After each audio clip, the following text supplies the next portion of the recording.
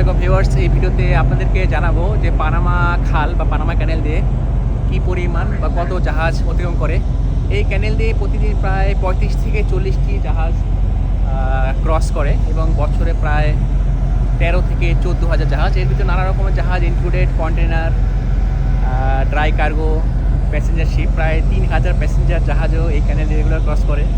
আমাদের জাহাজের মতো ultra large gas carrier, tanker ship, LPG, LNG আরও নানা ধরনের জাহাজ এই ক্যানেলে অতিক্রম করে। আশেপাশের ভিউটাও একটু দেখে নিন।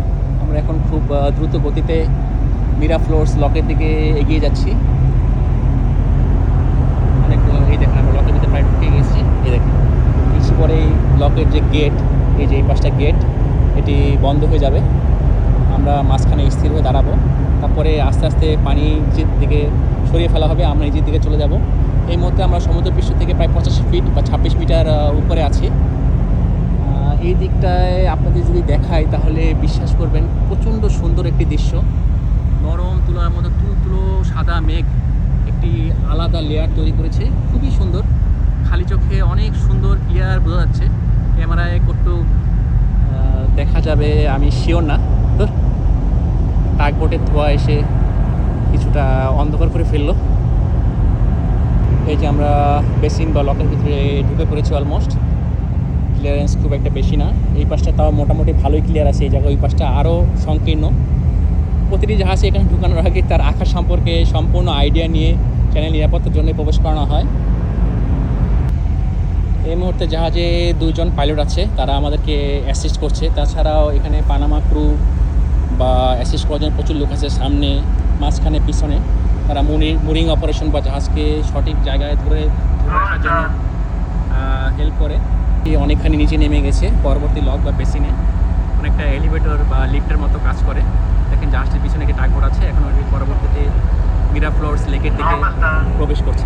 এখন পরপর ডেট স্লো অ্যাহেড স্টপ যে কমান্ড শুনতে পাচ্ছেন, এটি ক্যাপ্টেন দিচ্ছে। এই মুহূর্তে আমি ব্রিজে প্রবেশ করবো না, ওনারা খুব ব্যস্ত। জাহাজের সেফটি বা নিরাপত্তা এই প্রায়োরিটি, ওনাদেরকে বিরক্ত করতে চাচ্ছি না।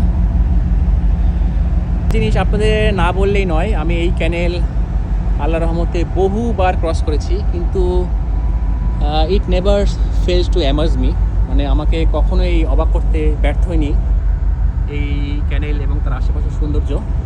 আমার কাছে খুবই ভালো লাগে।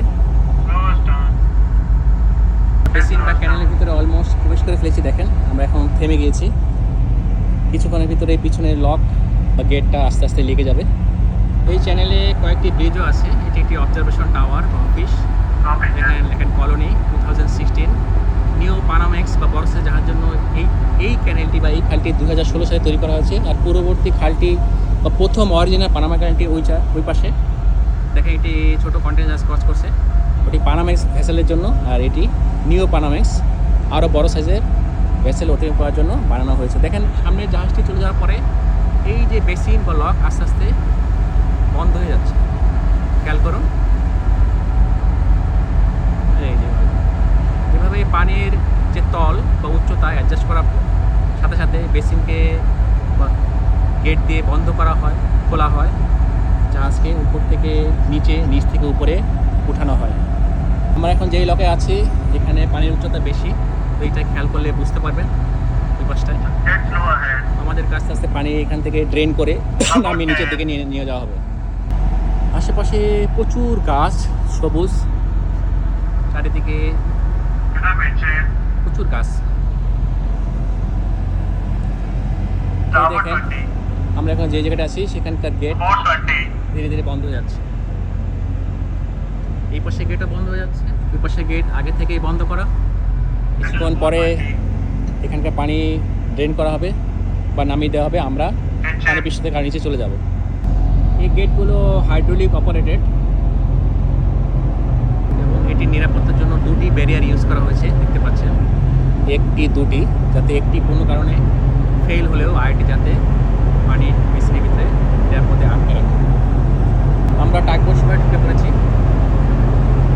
দেখেন পানামার পতাকা, পাশের অরিজিনাল পানামা খাল দিয়ে আরেকটি ছোটো জাহাজ অতিক্রম করছে।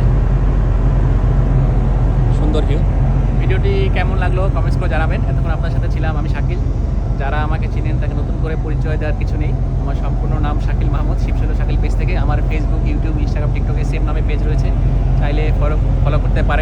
পরবর্তী ভিডিও আপডেট পেয়ে যাবেন ইনশাল্লাহ।